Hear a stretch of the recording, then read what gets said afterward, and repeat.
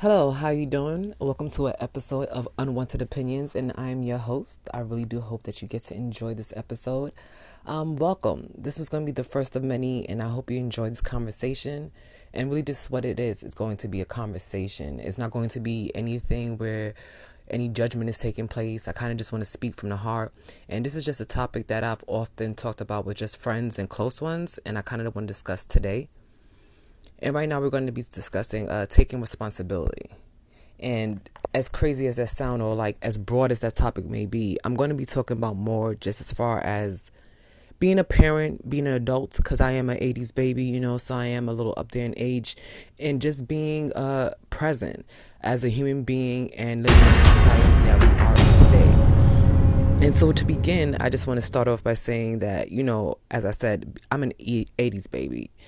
Social media and for me is the internet and all that kind of stuff is like I don't know how to say, it's a lose-win battle. There's pros I see, there's cons I see. There's definitely times where I'm like, may not be for me, and there's times where I definitely see the benefit that it can bring, and I understand why it's so popular and what it does as far as socially and just even expanding brands and things of that nature. But then I go back and I'm thinking about, I think because recently, as we all know, Britt, if you're not familiar, period, I don't even want to do it, but if you know, if you don't, then I suggest you just kind of look it up. And because I really don't want to, again, this is how it starts, right? Then this kind of goes into the conversation of making things go viral, and that's what I kind of want to touch on as we speak today. As I was saying though, that as far as like, I'll say like entertainment as a whole, social media and what goes viral, I used to often be like very judgmental, but then I had to take like a step back and be like, okay, like, is this only happening now? You know what I mean? Like, is this something that we're now experiencing, or where does it exactly come from? And I can't say that, certain things are only being glorified now, like within sex and music and all that. It's not to say that this just started. That would be almost hypocritical to say. But there's times where I really do feel like, oh my God, it's so much sex. Like everything is just this, everything is just that. It's like pussy this, and it's crazy. And it's almost, I wish it didn't happen. Like, you know what I mean? I kind of wish, but like, okay, like, why are we listening to this? Why is this being pumped? And then I had to think, okay, if I go back in the days at least, there was a point where a balance. I'll say it like that. There was a balance. And that balance made it where it was just more appropriate, I guess you could say, in a sense, where if you had explicit lyrics, it didn't feel as bad. It didn't feel so intense, if you will, as a parent or as an adult or any form of that. So when you think about it on the radio, you're saying you sit there and you listen into a song play, you're not going to hear explicit languages. You had the audience friendly, and then you had the one that you had to buy. You actually had to be 18 and older, and you had to get parents' permission, and you actually had to go in the store to buy it. So nobody was just sitting there, and you had the little bootlegs, and not to say that, there's definitely ways around it. And even before like the computers came and the internet came, like there's always ways around it. So I'm not going to take away from that. But it was much more of you had to go and be like, looking for that, where a lot of us were just like, okay, you were able to hear the radio version and it still was bumping, it still was feeling like good, it still felt like music, and you still felt that energy from it. It wasn't like, even I'll say, like, on the radio itself, even just in conversations, you wasn't allowed to say certain words. You would definitely get bleeped out. There was times where it was just like, okay, any type of profanity or like vulgar language you wasn't allowed to use, where it definitely is much more of like an open forum now. And I'm not saying that as a good or bad thing, but it's just something that, we have to be aware of, because it's just like, okay, like people are speaking more freely, like stuff where, a parent didn't have to be as like invested to be like, okay, what is my child listening to? Because on some level, you knew it was protected, if you will. They wasn't going to hear a whole bunch of cursing on the radio. They wasn't going to hear no vulgar, crazy, like, you wasn't hearing no certain songs on the radio. Like, it just wasn't happening. You had to have the album. You had to know like what's up. You had to either know the artist, be familiar, be of age, had family. Like, it was much more of a effort that you had to put in. Excuse me, apologize for that. And then even going back, so now I'm just like, okay, we didn't have it that bad on the radio. We had songs, because we had the Little Kim and we had the Foxy Brown. We had those people. So then you go to, getting older, you have BT After Dark. And, we had Tip Drill, Put It In Your Mouth. We had, Kaya and all that kind of stuff. We had the music. So it's not to say that we never had any kind of music that was never sexualized, never in the position of being like, why are you promoting this to kids or young adults? I think though, too, for myself, I'll speak for, is that when these songs, like when Tip Drill and stuff like that, I was more so like, at a certain age, I'm in college and stuff. So it wasn't really hitting me, the influence or how much a younger generation was listening to that music. Like for me, that wasn't a thought. It wasn't really a care. No, no offense. You know what I mean? So it's just, you hear it and you jam it to it. And I like Ratchet. Listen, okay, let's be very for real. And I'm going to be very clear. I like some ratchet music. You know what I'm saying? I'm with it. I'm a get with it. You know what I'm saying? In my time, certain times I might bump it. And yeah, it's very true. So for me to sit here and act like, oh my God, how dare you listen? Like, I'm not above it. I am in no way, shape, or form above it. It's much more of an awareness, I think, I'm talking about today. And that's what I was saying about taking responsibility. Again, with the title of the show. Because I just want to make sure we go back to that and understand that that's really what the point of this conversation is. And as I'm talking, it's kind of just like a conversation with, whoever's listening, and a conversation with myself as well, as far as thoughts and, pieces that I've had having, talked to other people about this conversation as well. So even, becoming as an adult, and I appreciate the balance, because I know we had like the Lauryn Hills, and we had the India Aries, and we had the Jill Scotts, and we had the Whitneys, and we had the we even had Kirk Franklin now. You know what I'm saying? People was bopping in the club to Christian music. So it was like, I think it was a balance to it. And now you see that the execs realize, like, okay, we don't even have to give you the balance. We can just give you shit and you're going to eat it up. And I think that's where my mentality has, like, I had to switch a little bit, where I had to stop being so hard on this generation and nowadays, and, oh my God, why are the artists like this? But it's like, also we have to look at who's responsible for pushing this. Who's responsible for sitting here and being like, okay, this is what needs to go be famous. This what needs to go viral. This what needs to, this is what the people like. You know what I mean? And it's just like, okay, that's fine that this is what the people like. But there's a reason why you're pushing this. And I think a lot of it is just to say that it's not to entertain us. It's to make us feel entertained, but at what cost? You know what I mean? Because then let's go back to Bad Baby. I don't know if anybody's familiar, and if I say anybody's name wrong, please understand I am not trying to be facetious or anything like that. I'm really just speaking, from the heart, if you will. And I know I might have said that a couple of times, but it just generally is. It's just a conversation. And I'm, referencing certain things that I remember, looking through social media, internet, things of that nature. Bad Baby was famous, or infamous, however you want to put it, for being disrespectful. You know what I mean? And after that, she got a deal, artist deal, a legit artist deal, where artists all the time are fighting, to get their craft heard. They're fighting in clubs, restaurants, just to even be booked, just to even, for anybody to really take them seriously. And because she got to curse out her mom and a bald-headed Dr. Phil, now here she is she got booked. And not like no fake deal, like she had songs. She had like an album, I believe, and everything like that. And it's crazy to me, and that's what I'm saying. Like, and then so now let's make sure that I'm being very clear. I'm not taking anything away from the music or her, getting the bag or going to however you say it. You know what I mean? I'm not in no way judging her. Girl, if you got the opportunity and you can make a buck, who's to say don't do it? I mean, for me, morally, certain things, I will want you to stand on, but that's not for me to say. That's on you, because, our scale of what's acceptable is going to be different, respectfully so. But now it becomes a thing where, okay, you see this, the execs give her a deal, and she becomes famous, and now she's a rapper, and a legit one at that, where you have other people who are really into the craft and really into it, and it's just like they can't even get a break. Nobody's even seeing them. Nobody's looking for them, and it's almost sad and it's scary to say, right? So then even she turns 18, and now you have 1 million people looking for her OnlyFans. And stemming all because she was disrespectful to her mother, went on TV and disrespected a host. Then you could go on to old Vicky, the white girl who used to claim that she was black. I'm not even sure if she said the N-word or not. She might have. Who knows?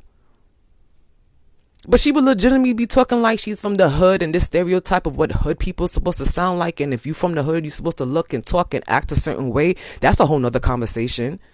You get what I'm saying? But she then got famous, and I believe she might have had 1 or 2 songs too. But now she's making money. She made money off of that off of that whole stereotype. She made money off of that whole persona, that ratchetness. You get what I'm saying? And we as people make this, so now it's no longer okay. You have to go seek it. It's easily accessible to us. Go online, you see it. There are people who literally hype this up, and I think that when we spread things or when we share things or when we like things, we have to be very careful with those buttons, because as simple as it seems, it's very much like a recording. It's like you almost like logging in. You get what I'm saying? And people are watching this.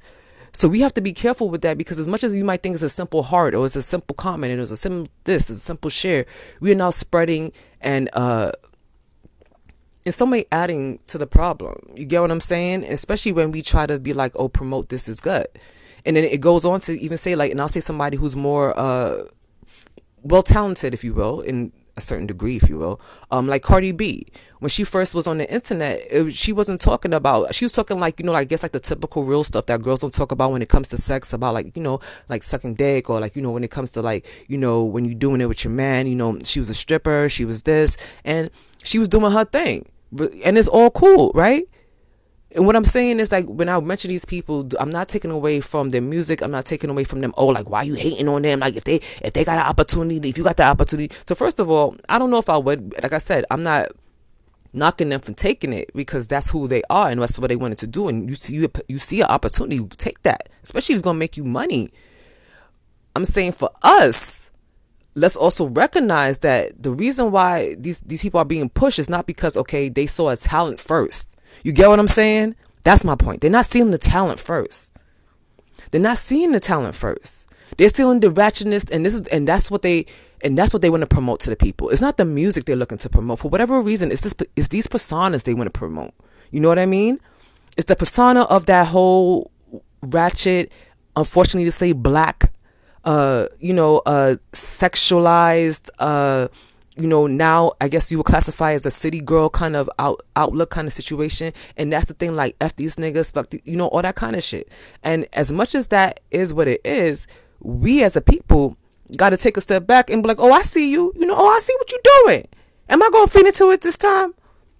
Because now we have Chrisean Rock. I'm not sure if I'm saying her name right. If I not, again, like I said, I apologize. We have her here with Blueface, and this is gonna sound crazy, as much as I talk all this stuff, and I'm like, I don't know how it's coming off. Like, if you're like, oh my God, you're such a hater, I don't know if I'm Gen Z, boomer, or whatever the case may be. Whatever it is, you're such one of those, right? And that's not even the case, because I kind of like do deep dives into the internet, and I go on other sides of, like, from Reddit, YouTube, Twitter, and all that kind of stuff, doing my own little, just kind of trying to I want to understand. You know what I mean? But I also want to see the bigger picture of it, because there's always a bigger picture. And I think that's what I always try to keep in mind, that no matter who I talk to, there's a bigger picture out there. And we can't get so swamped up in these antics in a kind of way that we don't see it. So going back to Chrisean Rock, what I was talking about with her and Blueface. And when I see young girls, it's just like, oh, this is love. And I'm like, girl. Or maybe they're not young. Maybe some of these girls is my age. Women. You know what I'm saying?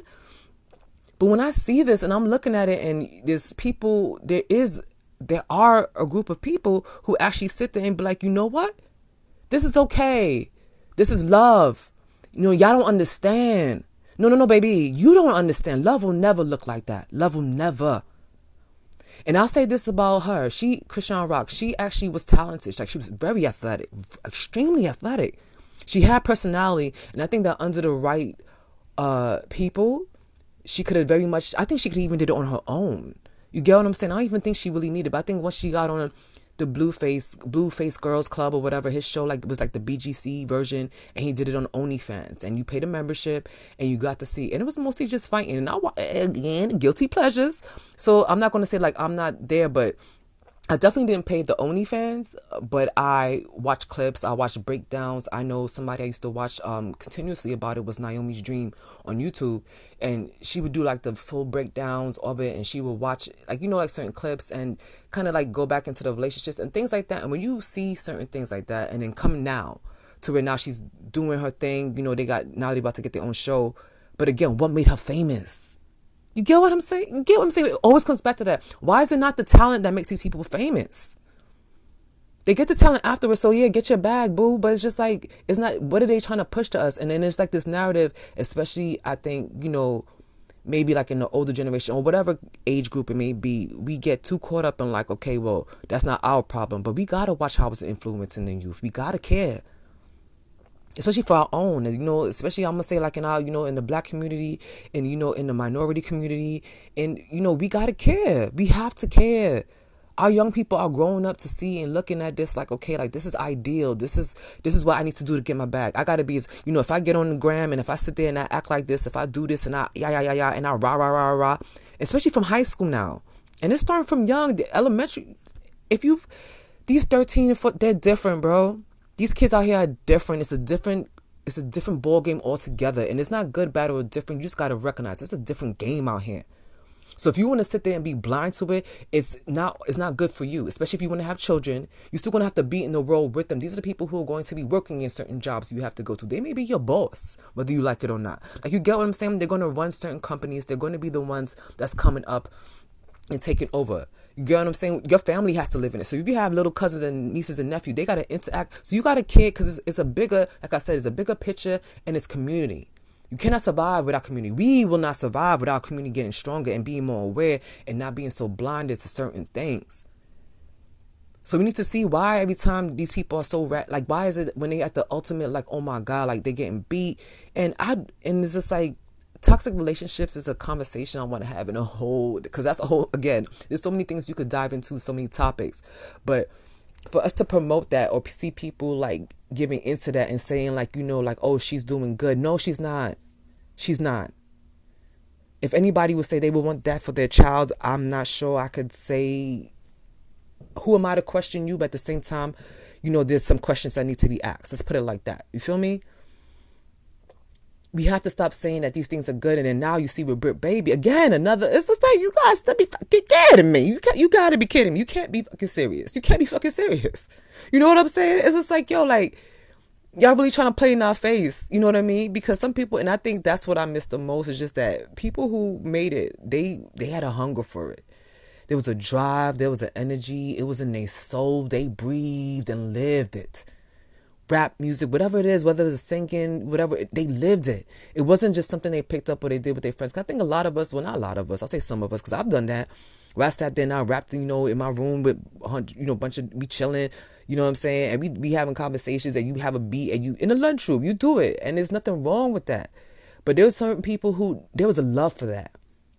There was a genuine, like, this is me. This exists inside of me. I have a song to tell. I have a rap to tell. And I'm not saying that none of these people don't have anything to say, or they aren't able to, or they shouldn't be allowed to. But we have to be more careful. And when we say, okay, let's we mixing her song with Britt Baby, period, period. Come on, girl. Come on, anybody. I don't even want to say period, girl. You know what I'm saying? Like, you get what I'm saying? Like, for anybody, like dudes included, like, I don't want it to make it seem like it's anyone. It's just like us as a whole. Like, we have to be more responsible and understand that if we continue to keep pressing this like and remixing and laughing at it, because the thing is that once they see us, is engagement. You get what I'm saying? What does it mean to be engaged? Understand that, and the role we play in making these things go viral, and they complain about like, oh, how the hell they get a deal now? How you think? You think they're not watching? Everybody knows. They make a joke about it, but we gotta stop joking about it and understand how real it is.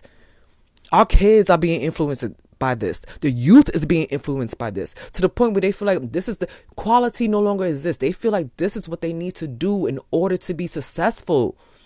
What is the meaning of success nowadays? Come on. I mean, let's be for real. And I'm not trying to down nobody. Again, I'm not knocking you, get your bag. But as a people, as a whole, we got to do better. We have to do better. And we can't blame them for taking an opportunity. Why not? Some of us would do the same thing. But at the same time, we also got to do better and understand that, like, okay, like, yo, I want to be more selective. You know what I'm saying? Be very selective on what you let your children hear. You know, what you playing around like your kids. Any type of kid, any kind of youth. What you influencing them, even like the FNF shit, like, you feel me? All of that, like, we have to be very, and like I said, I'm with it, but you know what I'm with it. I'm not gonna act like I don't sit here and sing along with the songs, but we have to take more responsibility. And I think that's what, at least back in the days, you were able to be more responsible. You'd be like, I'm not gonna get the explicit versions. I'm only gonna get the audience friendly. I forgot what they used to call it. It was a term for it, but you know what I'm saying? On the radio, you didn't have to deal with that. And as long as, like, you're not going to hear that bumping everywhere. Like, you get what I'm saying? So now without the control, and now that the internet is right at their fingertips, we have to be more involved. We have to get more. We may not like it. And yes, it may be annoying because, a lot of the times kids can be sensitive or may not understand where you're coming from. But communication is important. Don't be afraid to talk about it. Don't be afraid to say, like, and give examples and show and understand and show and be there to give to, I don't even know how to say it, to just give the guidance that they need.